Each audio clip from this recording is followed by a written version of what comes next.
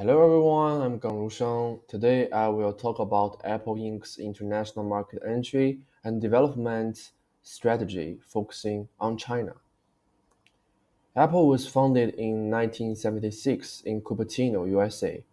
It became the first US company to reach a $3 trillion market cap in 2022. Its main products include the iPhone, which makes up 52% of revenue, followed by services like the App Store and iCloud at 26%, and Mac, iPad, and wearables at 22%.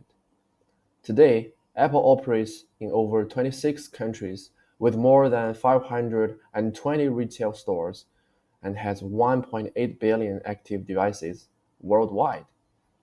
So here is a question. Why China? China is Apple's second largest market, bringing $72 billion in revenue in 2024, or 19% of its global total. In my opinion, there are three main reasons Apple focuses on China. First, the country has 989 million smartphone users, with 89% penetration. And second, China has a strong supply chain, especially with Foxconn, which helps reduce production costs by 30%. Third, back in 2010, the premium phone market was led by Samsung, but after the Note 7 crisis, Apple found a chance to grow in this space. And Apple entered China in two phases. Phase 1, exporting, which is from 2001 to 2007. Apple sold its products through local resellers like China Unicom. This allowed quick entry, but gave limited control over pricing and customer experience. And phase 2, wholly owned subsidiaries. In 2008, Apple opened its first store in Beijing. It now has 47 stores in major Chinese cities. By owning its stores directly, Apple controls pricing, customer service, and protects its intellectual property.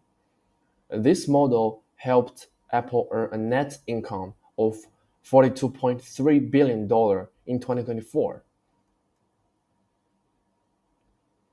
Apple balances global standardization with local adaptation.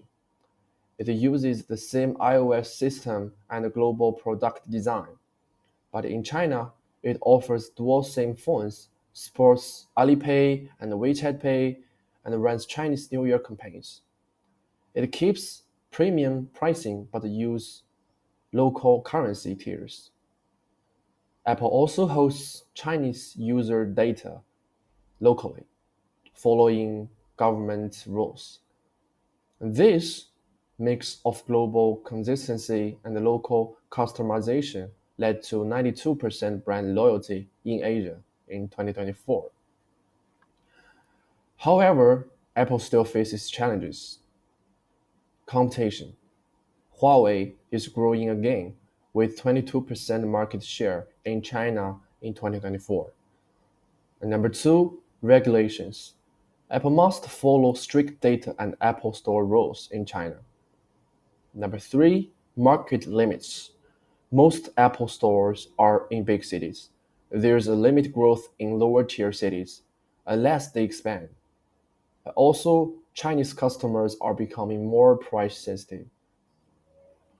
And to keep growing in China, Apple should focus on three areas. First, expand into lower tier cities.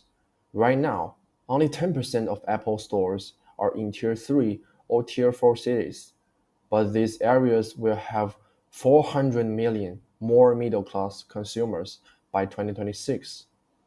Apple should launch smaller, compact stores to reach these users. Second, localized services. Apple's global services made $20 billion in Q1 2025, but less than 10% came from China. I think it should partner with platforms like Bilibili and Xiaohongshu and offer local app bundles to grow its ecosystem. And third, invest in sustainability. A Deloitte report says 70% of Chinese Gen Z prefer brands that care about the environment.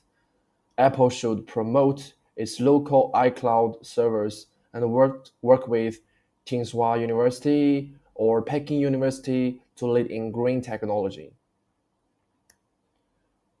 In conclusion, Apple's entry into China was carefully planned and highly effective by combining global consistency with local responsiveness. It built a strong premium brand image. Going forward, Apple should localize more, expand retail into new regions, and increase affordability without losing its brand value. This will help it grow its market share, increase services revenue, and build stronger loyalty among young Chinese users. Okay, thank you. That's my presentation about Apple Inc. Thank you, everyone.